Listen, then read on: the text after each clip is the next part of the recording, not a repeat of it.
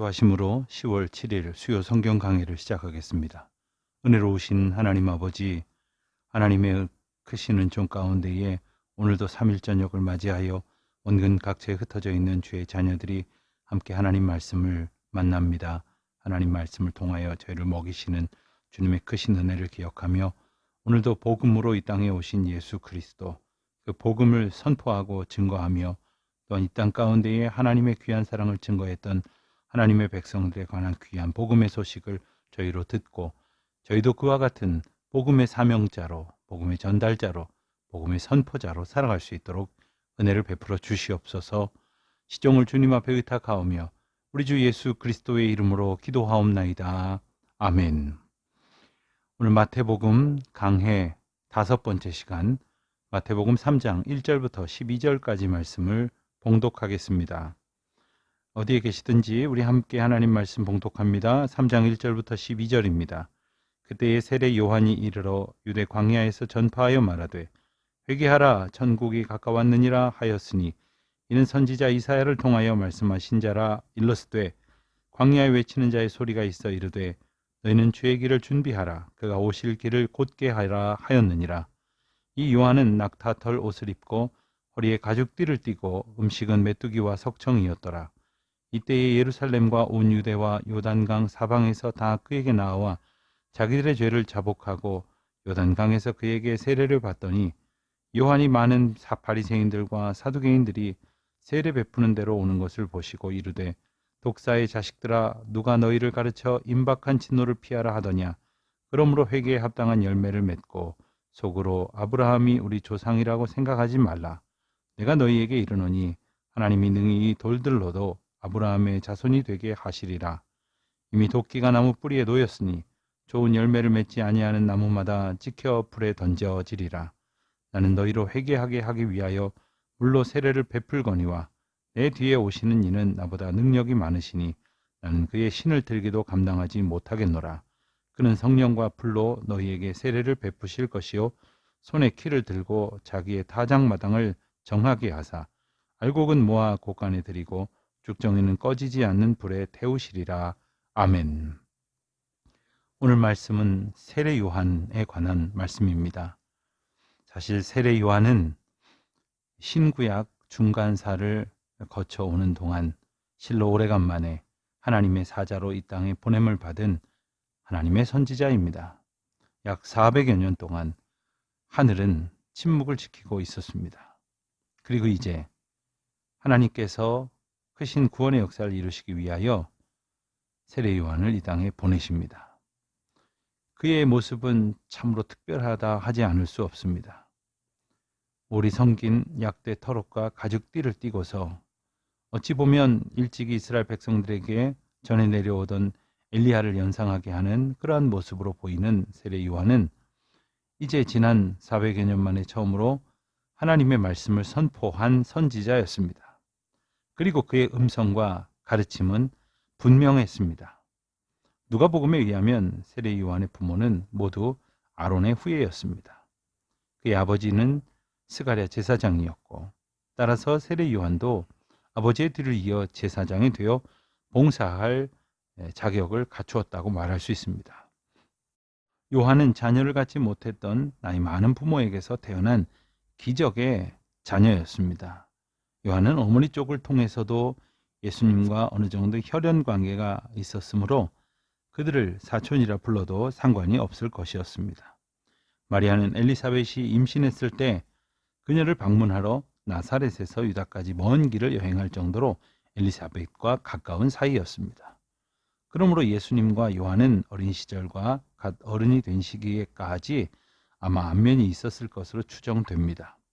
그리고 요한이 예수님보다 6개월 정도 먼저 태어났기 때문에 다정한 친구지간처럼 지냈을 것이라고 볼 수 있습니다.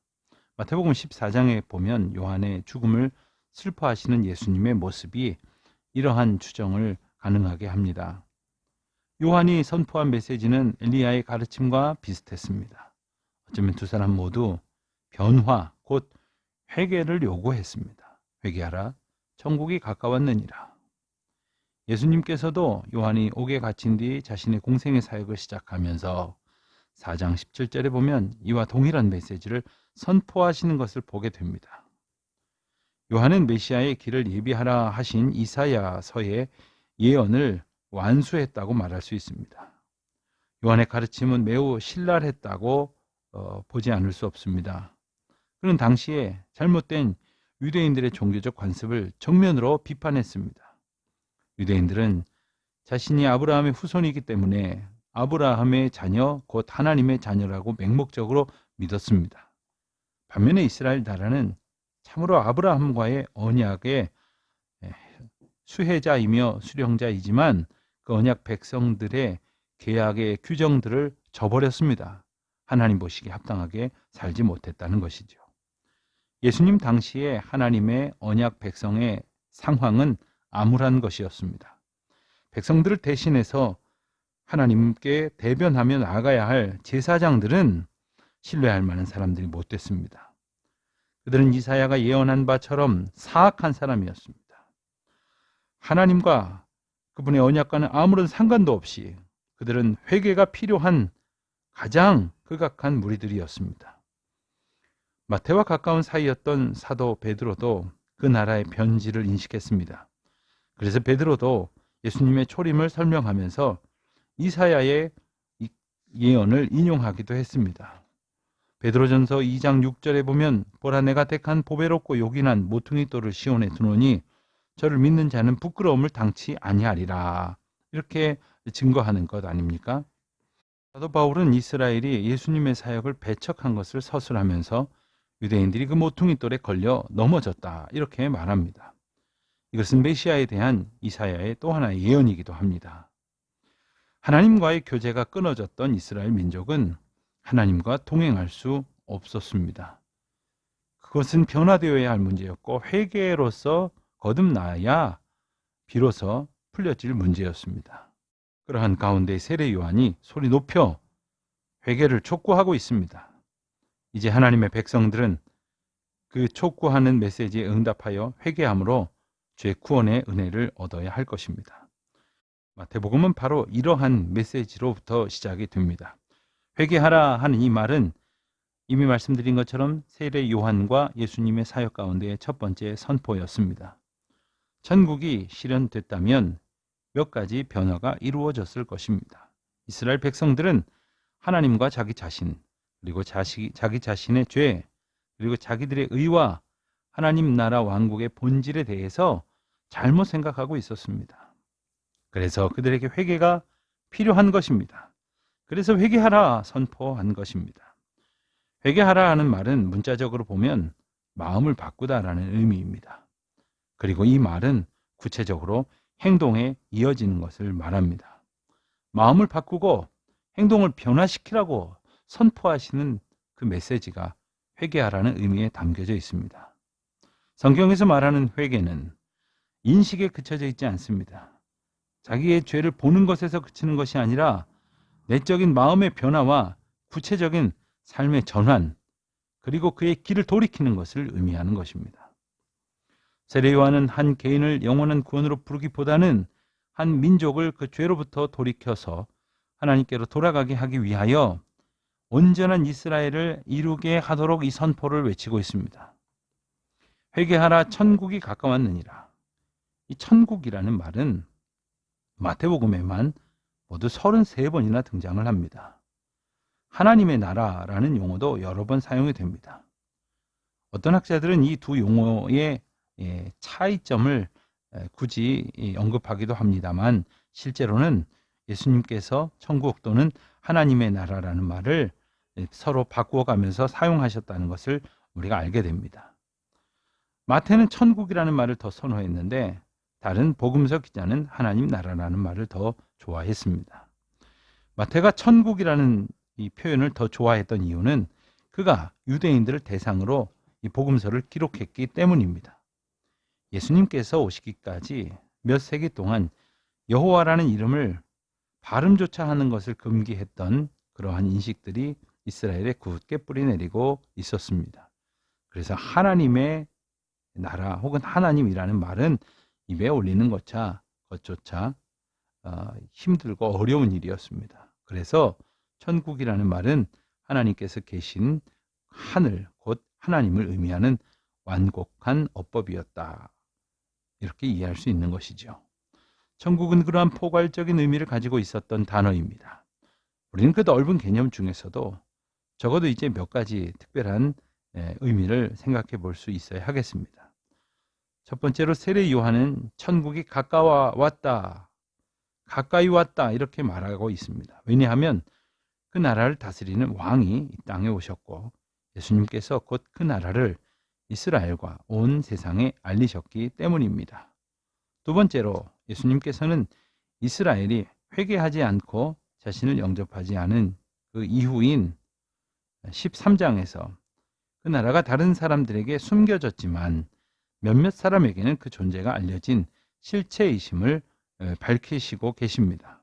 이런 의미에서 보면 그 하나님의 나라는 왕의 처음과 두 번째 도래 사이에 존재한다고 말할 수 있습니다. 그래서 그리스도께서 다시 오시기 전까지 이 기독교 시대의 이 나라는 왕의 부재 상태에서 성도들의 마음 가운데 있는 하나님의 다스리심으로 대변되어지는 것입니다. 세 번째로 그 하나님의 나라의 모든 것을 아우르는 절정이 존재한다 하는 점도 우리가 기억해야 할 것입니다. 성경은 우리에게 이 그리스도께서 이 땅의 나라를 다스리는 것이 1000년 동안 계속될 것이라고 가르쳐 주십니다. 계시록 20장에 보면 그와 같은 말씀이 나오는데 지금까지 이 땅은 그런 평화와 의를 경험해 보지 못했으며 장차 그리스도께서 유다의 사자이자 통치하시는 왕으로서 그 발로 이 땅을 디디실 때까지 맛보지 못할 것입니다. 4절의 말씀에서 요한의 아주 특별한 그러한 복장을 소개합니다. 어쩌면 이것은 엘리야를 연상하게 만들려는 의도였을지도 모르겠습니다. 하지만 더 분명한 것은 엘리야의 사역이 그랬던 것처럼 요한도 이스라엘의 영적 위기를 힘주어 말하고 있다는 거죠. 털옷은 선지자들이 흔히 입는 외투였습니다. 요한은 나중에 마태복음 11장 14절 또 17장 12절로 13절에서 엘리야와 같은 사람으로서 더 자세히 묘사되기도 합니다. 그런가 하면 말라기 4장 5절에서는 엘리야는 여호와의 크고 두려운 날이 이르기 전, 즉 이스라엘의 큰 환난과 다니엘의 70일해가 오기 전에 보내심을 받을 선지자로 묘사가 됩니다. 예수님 당시의 유대인들은 말라기 이후 선지자의 목소리가 400년 동안이나 침묵을 지키고 있다는 것을 알고 있었으며 요한이 나타난 것은 하나님의 음성이 침묵을 깨고 들려오리라는 것을 미리 알리는 것이기도 했습니다. 요한은 옷이나 음식에 관한 인습에 얽매이는 사람이 아니었습니다. 마태가 예루살렘으로부터 많은 사람이 나왔다 이렇게 이제 5절에서 소개를 합니다.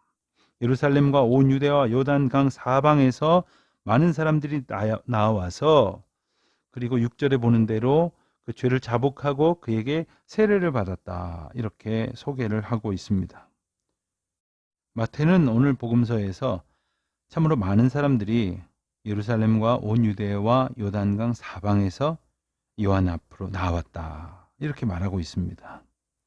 아마도 그들에게 있어서 요한은 단지 신비한 그러한 존재나 어떤 참으로 신령한 사람이다라는 의미뿐만 아니라 요한이 선포하고 있는 하나님의 나라에 대한 저마다의 갈망을 이제 대변하는 그러한 모습이다 이렇게 말할 수 있을 것입니다.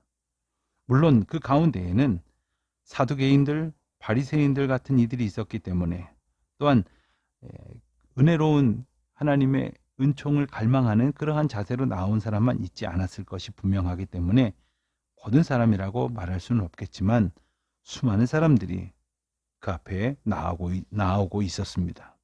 그리고 그들은 자신들의 죄를 자복하였습니다. 그리고 요단강에서 요한에게 세례를 받게 되었습니다. 세례를 주다라는 말은 물에 담그다 혹은 적시다라는 의미였습니다. 개종자들을 회심시키기 위한 목적이나 그 밖에 다른 목적을 위해서 물에 담그는 그런 의식은 그리스도의 강림 이전까지 수세기에 걸쳐서 존재해왔던 여러 씻는 의식 가운데의 한 가지였습니다. 또한 물에 담그거나 씻는 의식이 사실 유대인에게만 있었던 것도 아니었습니다. 사실 그런 의식은 여러 문화권에도 다양한 형태로 실행되어 오고 있기도 했습니다.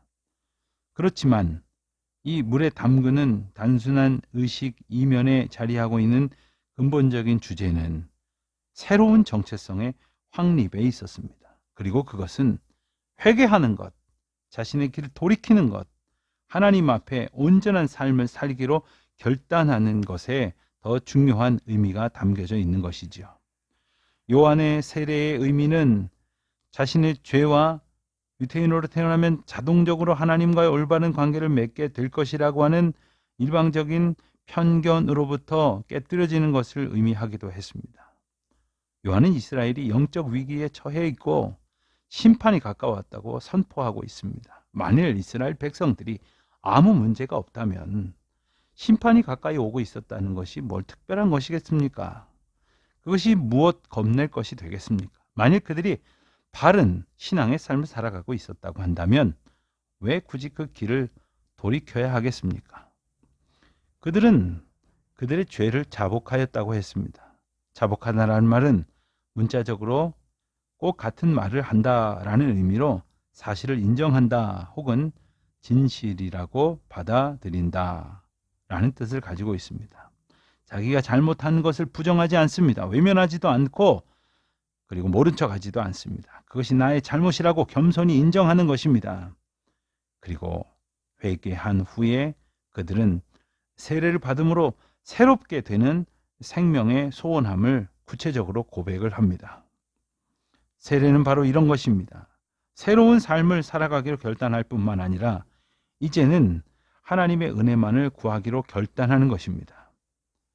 그런데 요한은 7절에서 보는 것처럼 많은 바리새인들과 사두개인들이 세례 베푸는 곳으로 오는 것을 보았습니다. 그리고 그들에게 선포했습니다. 독사의 자식들아, 누가 너희에게 임박한 진노를 피하라 하더냐.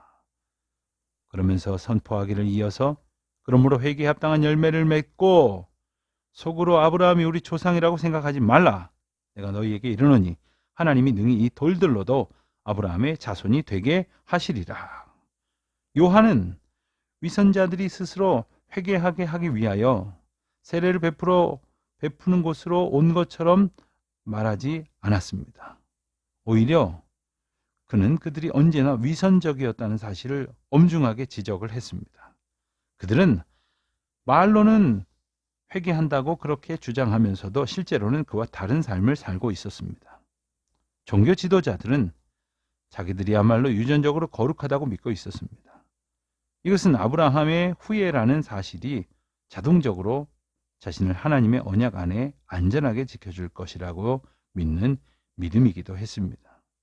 요한은 단지 유대인이라거나 어떤 민족이 되었다고 해서 하나님을 진정으로 따르는 사람이 되는 것은 아니다라고 꼬집고 있는 것이죠. 그리고 이들 위선자들은 돌들이 하나님의 백성이 아닌 것과 마찬가지로 그들도 하나님의 백성과 아무 상관이 없다고 주장하고 있습니다. 요한은 계속해서 심판이 임박했음을 알리는 그러한 선포의 메시지를 사용합니다. 심판의 도끼는 그들을 잘라낼 준비가 되었습니다. 위선자들에게 그들에게 닥친 위험은 매우 현실적인 것이며 그럼에도 그들은 그것을 보지 못하고 있다고 경고하고 있습니다. 또한 요한은 열매에 대한 비유를 들기도 하였습니다. 그들은 이미 성실하지 못한 회개를 하고 있다고 하는 것을 지적하고 있습니다. 아무 열매를 맺지 못하고 있는 존재라고 고발하고 있는 겁니다. 그리고 그들이 열매를 맺지 못하는 것은 그들의 심판이 임박했음을 가리키는 것이라고 경고하기도 하고 있는 것이죠. 그래서 10절로부터 12절까지 말씀을 보면 이미 도끼가 나무 뿌리에 놓였으니 좋은 열매를 맺지 아니하는 나무마다 찍혀 불에 던져지리라.